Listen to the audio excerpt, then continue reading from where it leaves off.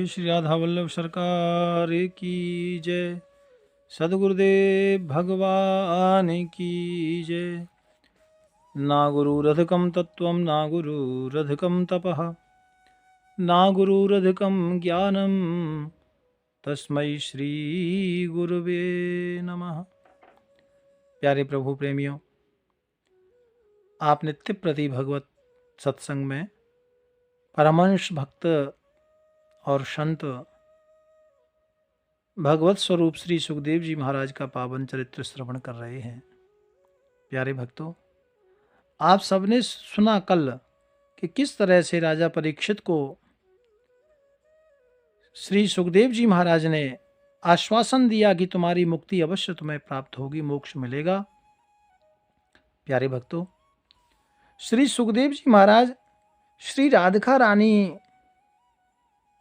के परम शिष्य थे, परम भक्त थे और श्री राधिका जी के द्वारा ही लालित पालित श्री सुखदेव जी का हुआ था।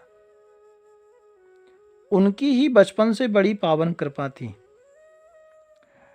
और कथा तो ऐसी आती है कि श्री सुखदेव जी महाराज स्वयं राधा रानी के परम शिष्य थे। इसीलिए भागवत में श्री सुख प्रकट कियो नहीं ताते जान को पार परम धरण श्री राधा नाम अपार। भागवत में स्पष्ट राधा शब्द नहीं आया है। वैसे व्याकरण के हिसाब से जो महापुरुष संत और जो बहुत ज़्यादा विद्वान हैं, उन्होंने कई बार उस नाम को प्रकट किया है, लेकिन स्पष्ट नाम कहीं नहीं लिया गया। मुझे लगता है कि वो एक मर्यादा सुखदेव जी ने भागवत में रखी। प्यारे प्रभु प्रेमियों, भागवत में श्री सुखदेव जी महाराज को गुरु रूप में दर्शाया गया और गद्दी के रूप में, और इसीलिए हमारे यहाँ आपने कभी श्री राधा वल्लभ लाल जी का दर्शन किया होगा तो गुरु रूप में श्री राधा रानी की आपने देखना ढंग से श्री राधा वल्लभ लाल जी के पास और श्री राधा रानी स्वरूप गद्दी का वहाँ निर्माण किया गोस्वामी जी ने। वहाँ आप देखना दर्शन होते हैं। तो प्यारे भक्तों, ये बचपन से ही श्री राधा रानी की परम कृपा थी। और श्री सुखदेव जी नाम कैसे हुआ, कल हम चर्चा कर रहे थे। तो इसमें एक बार देवर्षि नारद जी भगवती माँ पार्वती के पास पधारे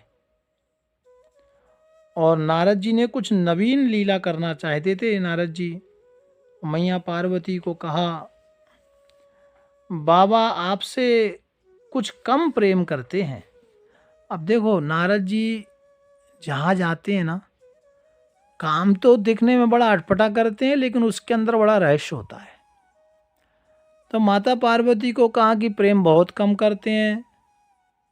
मैया ने कहा, बाबा क्या बात करते हो, और फिर तुम इधर चल के आए हो तो संसार की गल्लाएं छोड़ो, कुछ सत्संग की चर्चा करो।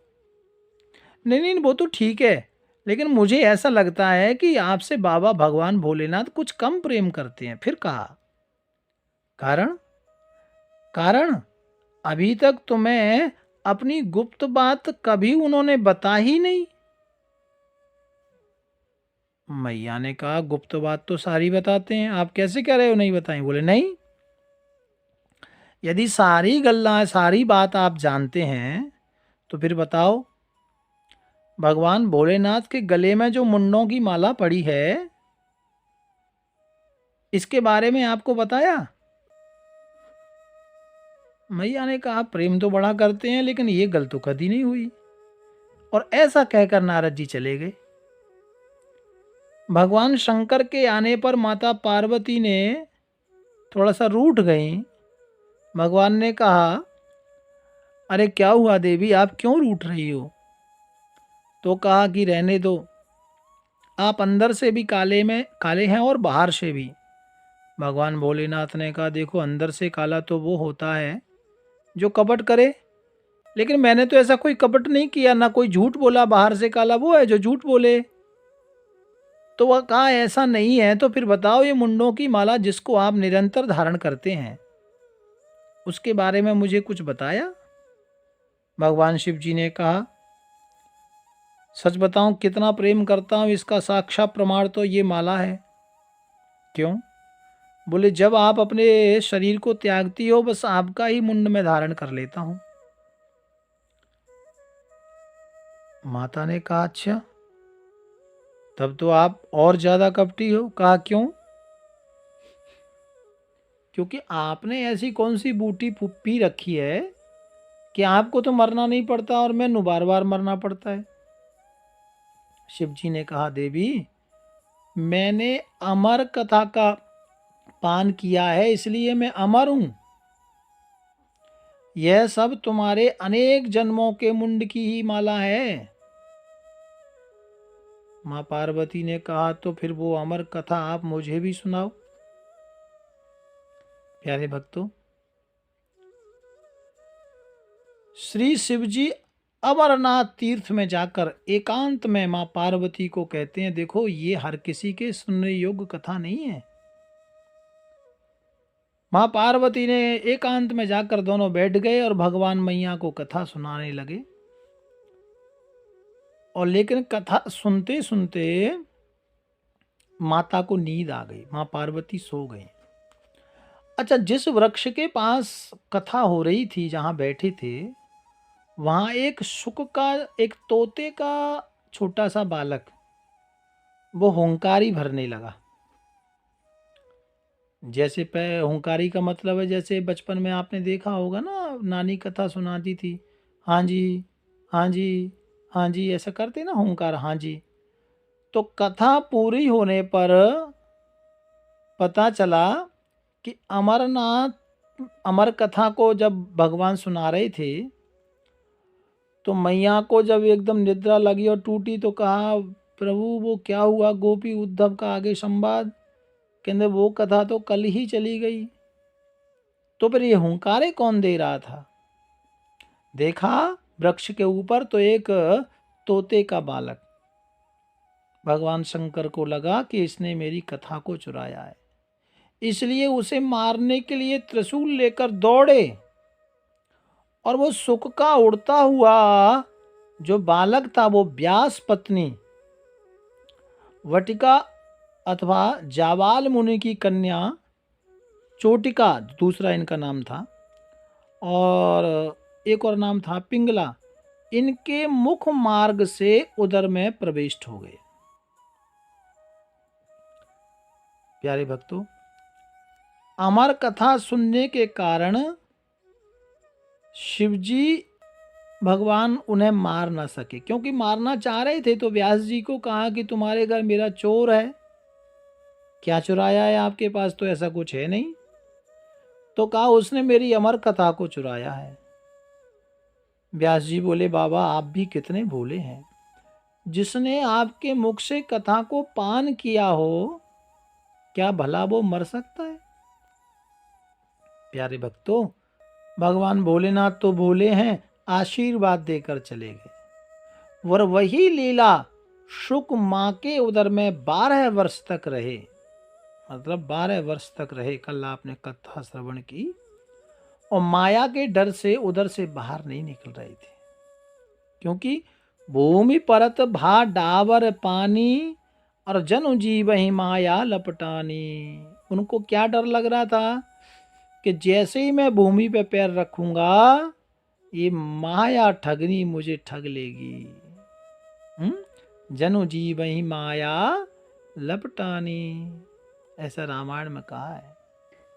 भगवान के कहने पर गर्भ से बाहर निकले और गर्भ से बाहर निकलते ही बिना नालोच्छेदन के बिना वन की ओर चले गए थे। कल मैंने कहा था ना, पुत्र पुत्र कहकर व्यास जी बुलाते रहे। यम प्रव्रजंत मनोपेतम अपेत कृत्यम। व्यास जी ने विचार किया कि ऐसे योगी बालक को जो भगवान के अचिंत्यानंत सौंदर्य माधुर्य एवं मंगलमय परम दिव्य गुणों के द्वारा आकृष्ट किया जा सकता है, यानी इनको मैं लौटा नहीं सकता, ये तो भगवत कृपा से ही वापिस आएंगे। ऐसा जानकर फिर भगवान श्री कृष्ण के माधुरी दिग्दर्शन कराने वाले श्लोक शिष्यों को सिखाकर भेजा था, जिसकी चर्चा हम कल कर रहे थे। और शिष्यों ने बड़े सुंदर श्लोक गाए कि वरहापीडम नटबर बपुः कर्णयो कर्णिकारम बिभ्रद्वा सह कनक कपिशं वैजयन्तीं च मालाम् रन्ध्रान् वेणुं रधरसुधया पूरयन् गोपवृन्दैर्वृन्दारण्यं स्वपदरमणं प्राविशद् गीतकीर्तिः। प्यारे भक्तों, जब भगवान श्री कृष्ण के ग्वाल बालों के साथ कैसे गैया चरा के वृंदावन में लौट रहे हैं, कैसी छवि है, मयूर पिच्छ, कानों में कनेर के पीले पीले पुष्प, कितना सुंदर सुनहला पीतांबर गले में और 5 प्रकार के पुष्पों की वैजयंती की माला। ऐसा सुंदर भगवान का जो नट का जो बेस बनाया और बांसुरी के छिद्रों में वो अपने अधरामृत से उनको भरे हुए हैं। उनके पीछे ग्वाल बाल उनकी लोक पावन कीर्ति का गान कर रहे हैं। इस प्रकार वैकुंठ से श्रेष्ठ वह वृंदावन उनके चरण चिन्हों से और भी रमणीय बन गया है। इतनी सुंदर छवि का जब अवलोकन किया, जब दर्शन किया, तो श्री सुखदेव जी महाराज, क्योंकि वो तो निराकार निर्गुण ब्रह्म का ध्यान करते थे ना, वो तो ब्रह्मानंद में लीन थे, लेकिन साकार स्वरूप भगवान श्री कृष्ण के जो सौंदर्य को सुनकर मन ललायत हो उठा। उनको लगा नहीं ये तो मुझे सुनना है और मुझे इसका ध्यान करना है। तब ये मन में विचार करके फिर सुखदेव जी व्यास जी के पास आए थे। तब व्यास भगवान ने भागवत का सारा ज्ञान सुखदेव जी को दिया था और इसी ज्ञान से राजा परीक्षित का कल्याण किया था। प्यारे भक्तों, आगे की चर्चा हम कल श्रवण करेंगे। भाव प्यार से राधे राधे राधे राधे।